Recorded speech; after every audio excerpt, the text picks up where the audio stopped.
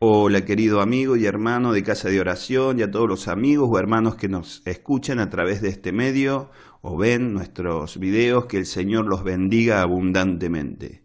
Hoy vamos a leer y estudiar la parábola del fariseo y el publicano, Lucas 18, del 9 al 14. Esta es una de las tantas parábolas de Jesús y, por cierto, una de las más conocidas dentro de la iglesia. Antes de esta parábola del fariseo y el publicano, en el mismo capítulo, Mateo nos cuenta de la parábola de la viuda y el juez injusto para que aprendamos acerca de la importancia de orar sin cesar. En la siguiente parábola del mismo capítulo, Jesús nos va a enseñar con qué actitud nosotros debemos persistir en la oración. Vamos a leer el versículo 9, Lucas 18:9. A unos que se consideraban en sí mismos como justos y menospreciaban a los otros, dijo también esta parábola. Acá encontramos dos características de las personas a quienes Jesús dedicó esta parábola. Primero, a aquellos que se consideraban a sí mismos como justos. Segundo, menospreciaban a otros. Ahora bien, ¿se considera usted, hermano, hermana, a usted mismo como justo o como justa? ¿Se considera usted mismo más justo que otras personas o a otra persona cualquiera sea? Bueno, si ese es el caso, esta parábola está dirigida precisamente a usted. Vamos a leer el versículo 10. Dos hombres subieron al templo a orar. Uno era fariseo y el otro publicano. ¿Quiénes eran los fariseos? ¿Quiénes eran este grupo tan mencionado en el Nuevo Testamento? Su nombre significa apartado o consagrado. También he escuchado que significa puro. Este era el grupo religioso y político dominante en Israel en los tiempos de Jesús. Ellos querían defender el modo judío de vivir y se oponían a toda influencia extranjera. Eran legalistas estrictos que creían en el Antiguo Testamento y en las tradiciones orales. Eran nacionalistas en cuanto a la política y querían restaurar el reino al linaje de David. Los fariseos eran los que representaban al pueblo trabajador común y tenían el respeto de las multitudes. Los fariseos controlaban las sinagogas y así ejercían una fuerte influencia en el pueblo. No controlaban el templo, eso lo hacían los saduceos, pero sí las sinagogas. Los fariseos fueron responsables de la compilación de la Mishnah, un documento importante con referencia a la continuación del judaísmo, y sentaron las bases del judaísmo rabínico actual. Ahora bien, ¿quiénes eran los publicanos? Un publicano era un cobrador de impuestos que los recaudaba para el Imperio Romano y eran muy odiados por el resto del pueblo. También algunos de ellos cobraban de más para quedarse con lo que sobraba, ¿no? O sea que hacían un buen negocio estafando a su propio pueblo, por eso ellos eran tan odiados. Vamos a leer ahora el versículo 11 y 12. El fariseo, puesto en pie, oraba consigo mismo de esta manera: Dios, te doy gracias porque no soy como los otros hombres, ladrones, injustos, adúlteros, ni aun como este publicano. Ayuno 2 veces a la semana, doy diezmo de todo lo que gano. Bien, hay varias observaciones que nosotros podemos hacer en estos dos versículos. Primero, lo primero que debemos destacar es que este fariseo se puso de pie, o como otras traducciones dicen, estando solo o lejos del publicano, posiblemente para no contaminarse con el publicano, se puso lejos y empezó a orar. Segundo, por lo general los fariseos de ese tiempo no oraban en silencio, más bien lo hacían en voz alta. Tercero, él agradece a Dios por las tentaciones de las cuales Él lo ha librado. Es algo que nosotros también debemos hacer, hermano. Es realmente bueno que nosotros reconozcamos que si hemos salido de alguna tentación es por la gracia de Dios. Por lo tanto, agradecer a Dios por las tentaciones que nos ha librado es algo que debemos hacerlo, hermanos. Debemos hacerlo en nuestras oraciones. Pero después de la confesión del pecado y del pedido de perdón, ahí es el lugar más apropiado para hacer este agradecimiento. Cuarto, se compara con el resto de los hombres en vez de compararse con Dios y orar con humildad, ya que Dios lo ve a él como un pecador. Quinto, empieza la lista diciendo ladrones, un término bien escogido para humillar al publicano. Sigue con injusto y adúltero. Eso es lo que él le estaba diciendo al publicano. Sexto, finalmente lo dice. Y eso era lo que tenía en mente. No soy, dice él, como este publicano. Bien, en esta oración del fariseo dice muchas cosas en voz alta que nosotros suponemos verdad. Primero, lo más probable es que él haya estado libre de pecados escandalosos y visibles. Segundo, él no era un ladrón o extorsionador. Tercero, él no había cometido adulterio teniendo relaciones con una mujer que no sea su esposa, o al menos eso creían todos los que lo rodeaban en el momento en que estaba orando. Cuarto, él era justo con el trato hacia los de su clase, no era un ladrón o extorsionador. Quinto, contribuía con el templo al diezmar. Sexto, ejercitaba el dominio propio y alimentaba su devoción al ayunar lunes y jueves. Entonces, ¿por qué Dios no aceptó su oración? Porque su oración estaba llena de sí mismo. Estaba llena de orgullo, carecía del pedido de gracia y misericordia que necesitamos de Dios y despreciaba a otras personas.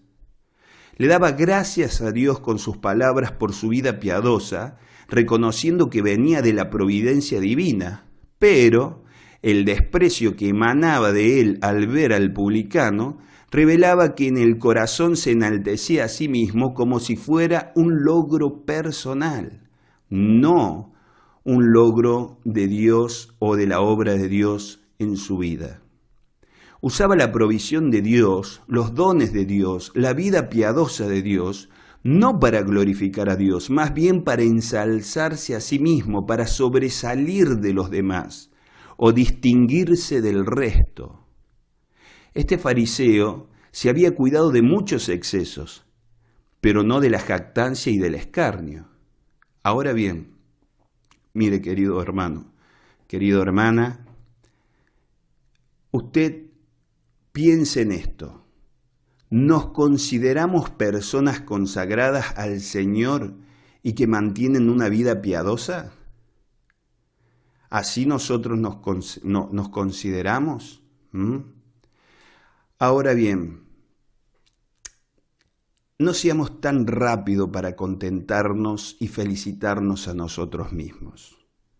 Evitemos de rendirnos muchos honores, ya que nuestro Dios es infinitamente santo y está observando constantemente nuestras muchas y grandes debilidades. En este mismo capítulo, Mateo nos relata sobre lo que Jesús enseña de recibir el reino como un niño y también del joven rico, y esto no es casualidad. Si nosotros nos creemos mejor que otras personas, cualquiera fuera, y por cualquier motivo, estamos siendo como este fariseo ante los ojos del Señor. Ahora le digo algo, no seamos apresurados para afirmar que no somos como el fariseo. Examinemos nuestros pensamientos, palabras, actitudes, gestos, etc. Lucas, capítulo 18, versículo 13. Mas el publicano, estando lejos, no quería ni aún alzar los ojos al cielo, sino que se golpeaba el pecho diciendo: Dios, sé propicio a mí, pecador. lo primero que podemos observar es que se quedó lejos del resto de los adoradores, probablemente en el atrio de los gentiles, ya que no se sentía digno de reunirse con el resto de su comunidad ni estar cerca del lugar santísimo. Quizás este pródigo esperaba de alguna manera el permiso del Santo Dios para acercarse un poquito más. El comentario de Ellicott nos dice que lo más probable es que haya estado de pie, ya que para ese momento y lugar hubiera sido ostentoso que el publicano se arrodillara. También podemos observar que el publicano tiene una mirada abatida por la culpa y la vergüenza, por entender su condición espiritual. La iniquidad de su vida que pasaba por su mente era muy pesada como para permitirle levantar su cabeza. Los pensamientos de méritos, diezmos y ayunos brillaban por su ausencia en la mente del publicano. También Jesús nos cuenta que el publicano se golpeaba el pecho, posiblemente para aliviar la tensión que la profunda emoción o compunción le estaban causando. Volvemos a ver esta acción en la Biblia cuando Jesús muere crucificado en Lucas 23. Lucas escribe que su oración fue muy corta, tal vez porque el dolor y la angustia se habían tragado el resto de las palabras. Barnes dice lo siguiente: la oración del publicano era totalmente diferente a la del fariseo. No se jactó de su propia justicia ante Dios o el hombre. Se sentía pecador y sintiéndolo, estaba dispuesto a reconocerlo. Este es el tipo de oración que será aceptable para Dios. Cuando estemos dispuestos a confesar y abandonar nuestros pecados, hallaremos misericordia. Proverbio 28:13. Nadie es tan deshonrado como el que es pecador y no está dispuesto a confesarlo, como el que ha hecho mal y sin embargo trata de ocultar la falta, añadiendo así la hipocresía a sus otros crímenes. Fin de la cita. Este es el tipo de oración de un hombre arrepentido de corazón. Lamentablemente, nosotros, los cristianos, el cristiano promedio, a medida que pasa el tiempo dentro de la iglesia, va experimentando este tipo de oración con menos frecuencia cada año. Nocivamente, comenzamos a pensar que este tipo de oración ya no se ajusta a personas de nuestra condición espiritual. Vamos a continuar. Versículo 14. Os digo que éste descendió a su casa justificado antes que el otro, porque cualquiera que se enaltece será humillado, y el que se humilla será enaltecido. Más allá de las apariencias, Jesús nos enseña que el fariseo volvió a su casa como había llegado, pero que el publicano volvió perdonado. En el próximo capítulo a el 19, Mateo nos relata el encuentro que Zaqueo, jefe de los publicanos, tuvo con Jesús. Me encanta pensar que Zaqueo era el publicano de esta parábola. El comentario de Benson dice: en general, esta parábola nos enseña varias lecciones importantes. Como que la mayoría de los hombres son muy extraños a sí mismos e ignorantes de su propio carácter, que a menudo agradecen a Dios con palabras, mientras que sus corazones de ninguna manera están penetrados con un debido sentido de ellas, que un hombre puede estar muy dispuesto a censurar a otros sin siquiera pensar en reformarse a sí mismo, y que, en cierto sentido, estemos limpios de pecados abiertos y escandalosos, mientras que estamos llenos de maldad espiritual interior, orgullo, envidia, malicia e hipocresía.